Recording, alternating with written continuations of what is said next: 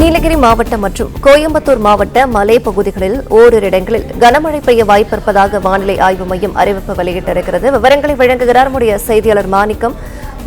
வணக்கம். இது பற்றிய முழு விவரங்கள். தமிழ்நாட்டில் கடந்த 24 மணி நேரத்தில் நீலகிரி மாவட்டம் அவலாஞ்சி பகுதியில் 14 சென்டிமீட்டர் மழை பெய்திருக்கிறது. நீலகிரியின் பல்வேறு பகுதிகளில் மழை ஏற்பட்டக்கூடிய சூழல்ல அடுத்து வரக்கூடிய 24 மணி நேரத்தில் நீலகிரி மற்றும் கோயம்புத்தூர் மாவட்டத்தினுடைய மலைப்பகுதிகளில் ஓரிரு இடங்களில் கனமழைக்கான வாய்ப்பு இருப்பதா வானிலை ஆய்வு மையம் அறிவிச்சிருக்கிறாங்க.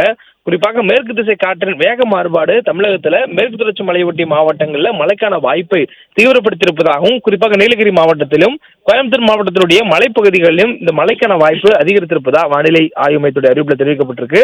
மேலும் இந்த வாய்ப்பு இன்று மட்டுமில்லாது நாளையும் தொடர்வதாக தெரிவிக்கப்பட்டிருக்கிறது. மேலும் தமிழகத்தில் ஓரிரு இடங்களில் இடியுடன் கூடிய மிதமான அளவில் மழை பெய்யக்கூடிய வாய்ப்பு இருப்பதாகவும், மழை பெய்யக்கூடிய நேரங்களில் வலுவான தரைக்காற்று வீசக்கூடிய வாய்ப்பு இருப்பதாகவும் தெரிவிக்கப்பட்டிருக்கிறது.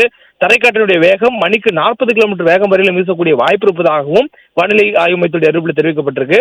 தொடர்ந்து வரக்கூடிய 31ஆம் தேதி வரையிலுமே தமிழகத்தில் மிதமான அளவில் மழை பெய்யக்கூடிய வாய்ப்பு இருப்பதாகவும் வானிலை ஆய்வு மையம் குறிப்பிட்டிருக்காங்க. மேலும் சென்னை மற்றும் புறநகர் பகுதிகளை பொறுத்தவரையிலும் அடுத்த 48 மணி நேரத்திற்கு வானம் ஓரளவு மேகமூட்டத்துடன் காணப்படும் எனவும், நகரின் ஒரு சில பகுதிகளில் இடி மின்னலுடன் கூடிய லேசானது முதல் மிதமான மழை பெய்யக்கூடிய வாய்ப்பு இருப்பதாக தெரிவிச்சிருக்காங்க.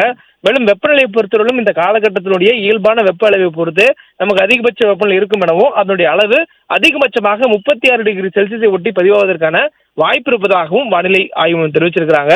மேலும் கடல் பகுதிகளில் காற்றினுடைய போக்கு கடுமையாக இருப்பதனால் கடலோடும் மீனவர்களுக்கு எச்சரிக்கையானது கொடுக்கப்பட்டிருக்கிறது. குறிப்பாக தமிழக கடலோர பகுதிகளை பொறுத்தவரையிலும் மன்னார் வளைகுடா, அதனை ஒட்டிய தென் தமிழக கடலோர பகுதிகள், குமரிக்கடல் பகுதிகளில் சூறாவளி காற்று வீசக்கூடிய வாய்ப்பு இருப்பதனால இன்றும் நாளையும் அதேபோன்று 27 மற்றும் 29 ஆகிய தேதிகளிலும் மீனவர்கள் அந்த பகுதிக்கு மீன்பிடிக்க செல்ல வேண்டாம் என்ற எச்சரிக்கையானது கொடுக்கப்பட்டிருக்கிறது.